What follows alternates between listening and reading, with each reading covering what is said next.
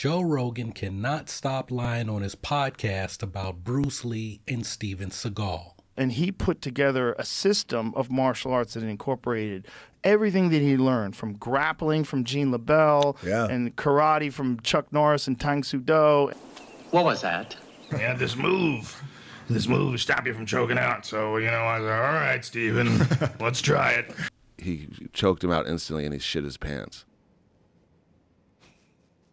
Can I laugh in your face? But he was the guy that also trained Bruce Lee. He taught Bruce Lee about grappling. Stop the cap. Stop the cap right now. Like his stories about Gene Lebell teaching Bruce Lee all about grappling after he beat him up on the set of The Green Hornet, or an even bigger one, the infamous story about Steven Seagal and Judo Gene Lebell. The guy choked the shit out of Steven Seagal.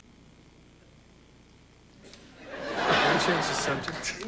Well, if you have no idea what I'm talking about, look, I'm referring to a conversation that Joe Rogan had recently on his podcast, The Joe Rogan Experience, with his guest, the Black Keys. Now, this whole thing started when one of the guests, Patrick Carney, said that he recently fell down a hole watching old Steven Seagal movies. And then they went on this entire tangent talking about Seagal's martial arts background and some of the wild stuff he's been in the press for lately, and some urban legends, like that whole pooping incident. He shit everywhere! Well, there's a clip from the episode called The Insanity of Steven Seagal that was blowing up like crazy. The video got like 1 million views within the first 24 hours that it was posted. And the thing is this, it was basically Joe Rogan capping the entire time with these Gene Lebell stories. And he even keeps repeating them, even though the evidence is out there that now these stories aren't even true.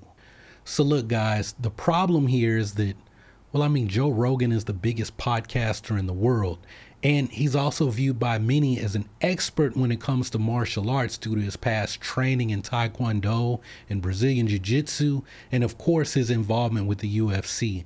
So, I mean, it's wild that Joe's still out here spreading misinformation, because like a lot of people are going to believe this stuff really happened just based on the fact that they view Joe Rogan as an authority figure on everything related to martial arts.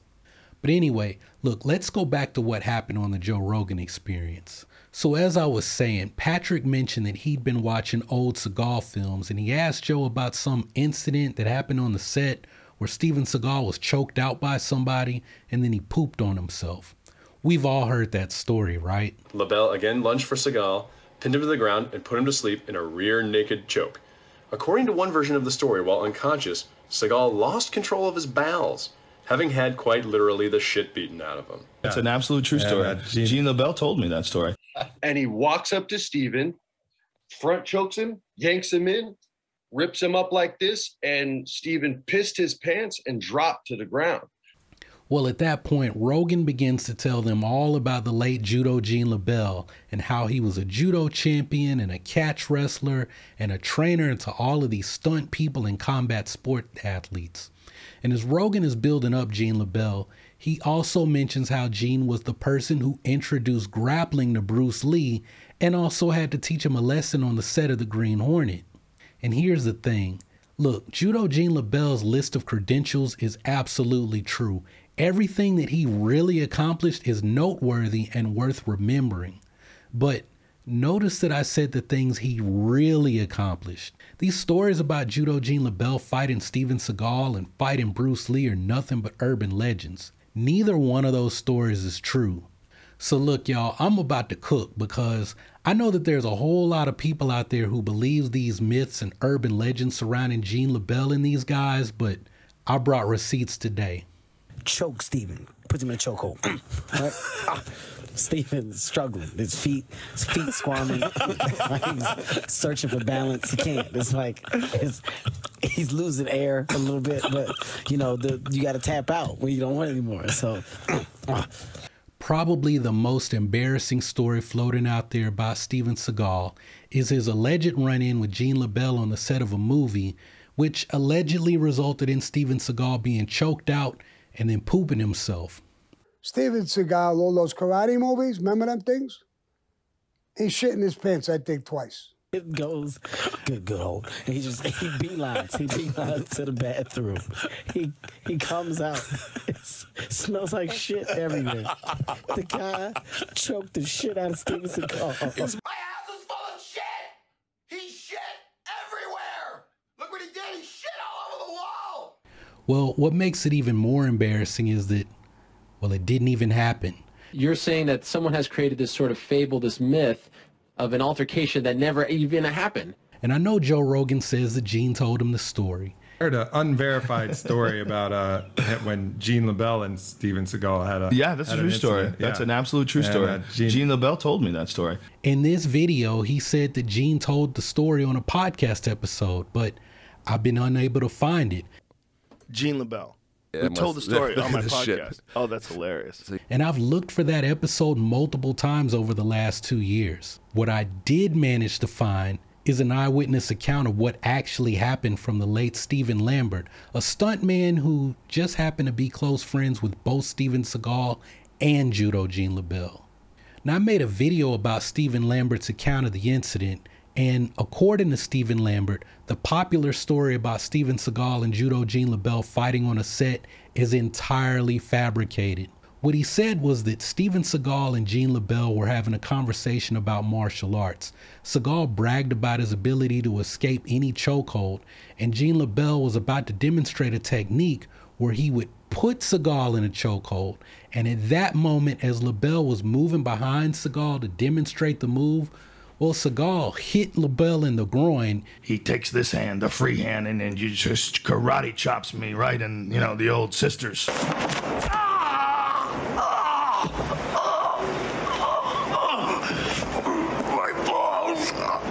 And Judo Gene slammed Seagal on the floor. Steven Seagal didn't lose consciousness, and he didn't soil himself. Now, there's more to the story, and if you want to hear it, look, you should check out that other video that I posted a few years ago. The thing that I wanted to stress here is that the whole thing about Seagal getting choked out and crapping his pants, it did not happen at all. Now, on top of that, I don't believe Gene Lebell ever said anything on Joe Rogan's podcast about the incident for this one reason. Judo Gene Lebell said in an interview with Dan the Wolfman here on YouTube that Steven Seagal's lawyers would come after him for talking about the incident. After my incident with him, I spent a few months with lawyers. So look, I'm sorry, y'all, but this story that everyone likes to bring up about Steven Seagal, it is not true. It never happened. I want the truth! You can't handle the truth! And since we're talking about the truth and what really happened, I gotta drop truth bomb number 2 about the relationship between Gene Lebell and Bruce Lee because, well, it's not what Joe Rogan seems to believe. But he was the guy that also trained Bruce Lee. He taught Bruce Lee about grappling. Rogan said that Gene trained Bruce Lee in grappling and exposed him to the realities of combat outside of the choreographed fight scene in his movies. And the thing is that Bruce Lee met Gene Lebell on the set of The Green Hornet. What choreographed fights in movies is Joe even talking about? Like, Bruce Lee had, you know, he was doing these movies and it was a little unrealistic, like some of the things. Was Bruce Lee traveling backwards through time? Because Bruce didn't start making kung fu movies until 1971, but he met Gene Lebell in like 1966. So then Rogan says that Gene effortlessly hoisted Bruce over his head to teach him a lesson about the effectiveness of grappling techniques. And I'm sure he grabbed that little 135-pound Chinese man and had him fucking shit in his pants going, okay, now we learn grapple. And Gene Lebell was like, let me show you what I could do to you. He just kind of grabs Bruce Lee and fucking hoists him over his head. I mean, you had to learn grappling after you fucked around with Gene Lebell. Except that didn't happen. And Joe is alluding to the same story Quentin Tarantino based his fight off of in Once Upon a Time in Hollywood. Do you know about the history of Bruce Lee and Gene Lebell? Yeah, of course. Did you research that before? Yeah, well, I've always known it and everything. Right. Except the incident literally never happened. None of what Rogan said about Gene Lebell and Bruce Lee's relationship is true at all. So let's start with the thing about Gene Lebell introducing Bruce Lee to grappling. Now, like with the Seagal and Gene Lebell story, I covered this in a previous video where I talked about Bruce's exposure to grappling. And the truth is that Bruce Lee learned grappling from multiple people throughout his life, including Jesse Glover, Bruce Lee's first student, and he was also a judo brown belt when they met. They trained together for 3 years. Jesse Glover was one of the top judo guys in Seattle as a brown belt, and after training with Bruce, well, he started beating most of the black belts in the area too. There was also Fred Sato. Fred Sato was Jesse Glover's judo teacher. Bruce Lee took judo classes at the University of Washington where Fred Sato taught. They continued to write each other after Bruce Lee left Seattle, and Sato had a huge impact on Jeet Kune Do. And then there was Wally J. Wally J was a jiu-jitsu instructor. Bruce Lee learned joint manipulation techniques from Wally J. Their relationship started shortly after Bruce was introduced to the martial arts community in California, and that was at Wally J's luau in 1962. So when Bruce Lee met Gene Lebell almost 4 years later, he may have practiced some grappling and learned some finishing techniques from Gene Lebell, like Judo Gene likes to say, but Bruce had already been exposed to judo and jiu-jitsu. Now think about this. The 5 ways of attacking Bruce Lee's Jeet Kune Do comes from judo, and he didn't learn that stuff from Gene Lebell. There are letters that you can read for yourself that show correspondence between Bruce Lee and Fred Sato, where he's discussing these ideas. Additionally, one of Bruce's Jeet Kune Do students was actually Hayward Nishioka. He was a decorated judo champion who also trained judo with Gene Lebell when he came to America from Japan. Hayward Nishioka said that Bruce knew all the names of various judo techniques, he could perform them, and he could speak in depth about those techniques. That's why he knew all of the techniques of judo. He knew what an osotogari was, he knew what a ippon seonage was, he would name them. So look, if Gene Lebell didn't introduce Bruce Lee to grappling, well then what can we say about their alleged fight on the set of The Green Hornet? And since we're talking about that fight, allegedly, the great Kenpo karate grandmaster Ed Parker wrote about the fight, as did Stephen Barnes for Black Belt magazine in 1989. Now, they both claim that Gene Lebell really did have an altercation on the set of The Green Hornet. According to the account, Bruce Lee wanted the stuntmen to take a series of hard falls. Gene Lebell, as the stunt coordinator, told Bruce that he wouldn't allow his men to do the scene. A heated exchange followed, and it concluded in a brawl where Gene Lebell defeated Bruce Lee. And see, the problem with this story is that Gene Lebell was never the stunt coordinator for The Green Hornet. It was Benny Dobbins.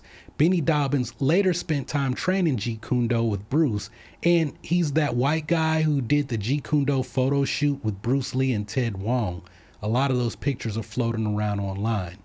But look, I'm just curious about why this version of a story is floating around and people believe it when it doesn't even appear in Gene Lebell's autobiography. In Gene Lebell's autobiography, there is no mention of Bruce Lee disrespecting the stuntmen or anything of that nature. Gene Lebell said that Benny Dobbins needed him to take some falls for Bruce, and when Gene arrived on the set, Benny pointed to Bruce, and as a tease, Benny told Gene, hey, go put him in a headlock or something. So Gene walked up behind an unsuspecting Bruce, put him in a fireman's carry, and began running around the set.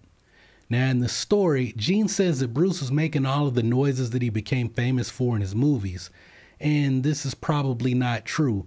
Bruce didn't start making those noises until his kung fu movie career began in Hong Kong some 5 years after this incident would have occurred. But look, the key takeaway is there was no fight.